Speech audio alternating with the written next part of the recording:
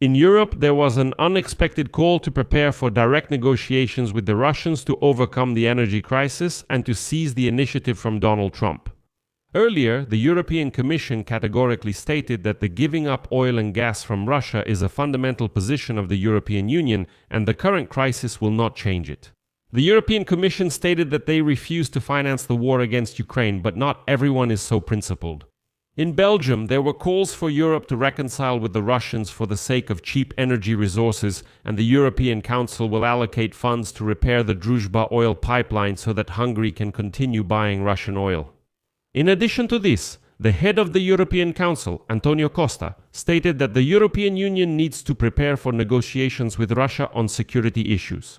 He emphasized that the European Union must be ready to develop a dialogue with Moscow, as noted by the press. At the same time, it is important not to undermine the efforts of US President Donald Trump to establish long-term peace in Ukraine, which have already reached a deadlock. What's happening, and why is Europe now discussing dialogue with the Kremlin? We'll talk about that.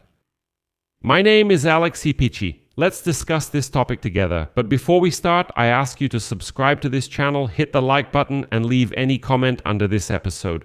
Also, subscribe to my Telegram channel, Pichi News. The link is in the description of this video. There we publish breaking news as it comes in. So, in Europe, people suddenly started talking about negotiations with the Russians about the supply of cheap energy resources and security issues. Let's start with security.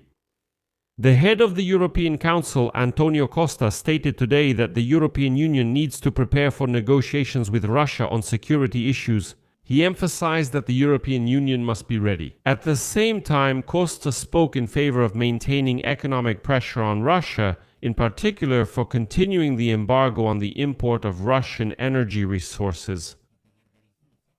According to him, it is fundamentally important for the EU not to abandon this path.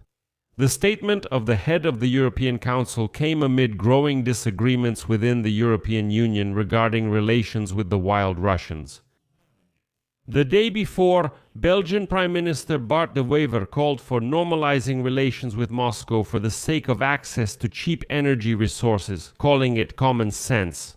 Well, it's worth noting here that de Wever is manipulating. He stated that the European Union should come to an agreement with the Russian president waging war in Ukraine, Vladimir Putin, in order to achieve peace and once again receive oil and gas at low prices.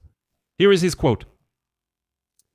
"We need to normalize relations with Russia and restore access to cheap energy resources. That's common sense. The approach of providing military support to Ukraine while simultaneously undermining Russia's economy is ineffective without assistance from the United States. The only option left is to make a deal with Putin. In private conversations, European leaders agree with me, but no one dares to speak about it out loud. We must put an end to the conflict. It's in Europe's interest without being naive about Putin." But de Wever seems to have forgotten exactly who he is calling to resume dialogue and normalize relations with.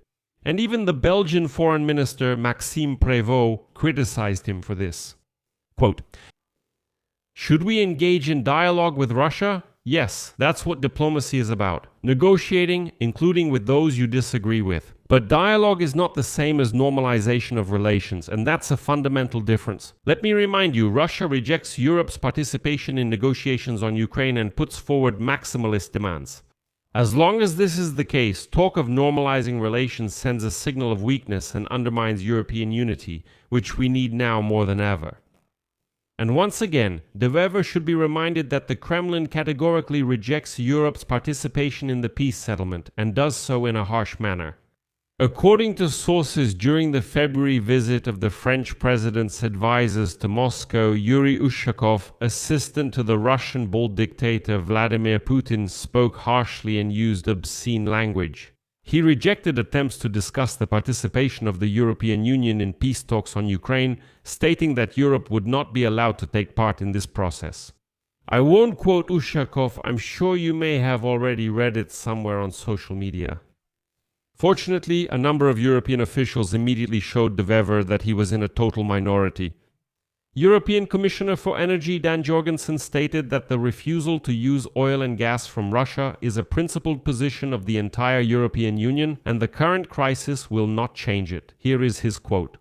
We have depended on energy resources from Russia for too long, which gave Putin the opportunity to blackmail us with energy and use it as a weapon against us. We are determined to continue moving in this direction. It would be a huge mistake to repeat what we did in the past.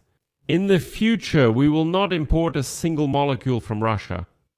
Currently, Hungary and Slovakia, let me remind you, continue to receive oil and gas from Russia as an exception through pipelines. Although the transit of oil through the Druzhba pipeline across Ukrainian territory stopped at the end of January due to damage caused by Russian shelling. But then there was news that the European Union offered to finance the repair of the Druzhba pipeline in Ukraine, through which Russian oil is supposed to be delivered to Hungary and Slovakia. This was announced by the head of the European Commission, Ursula von der Leyen. Ukraine will also receive technical support. And according to von der Leyen, European specialists are ready to start working immediately so that the Hungarian Prime Minister, Viktor Orban, can receive Russian oil through the territory of Ukraine.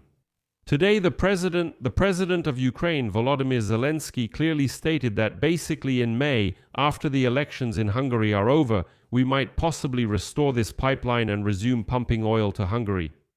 And here in the EU, it's important to remember another significant fact.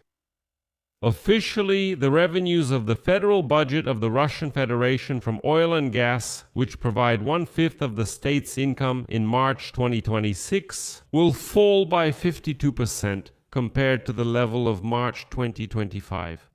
And overall, tax revenues from the oil and gas sector since January are half of the corresponding results from last year. The current rise in oil prices, which have surged due to the conflict in the Middle East, will only be felt by the budget in a month, in April, when tax payments for oil and gas production in March are received. So there's no need to give Vladimir Putin another source of income. His economy is moving in the absolutely correct negative direction. I'll leave it at that. Share your opinions and conclusions in the comments below this episode. Subscribe to the channel, hit the bell, and don't forget to like. If you found this episode interesting and useful, you can support our YouTube channel financially with any donation or a paid subscription. Или же спонсорство на YouTube. You can do this using the links and details in the description of this video or by scanning the QR code on your screen. I will be grateful for any support. That's all for now. Take care of yourselves. Goodbye, everyone. To be continued.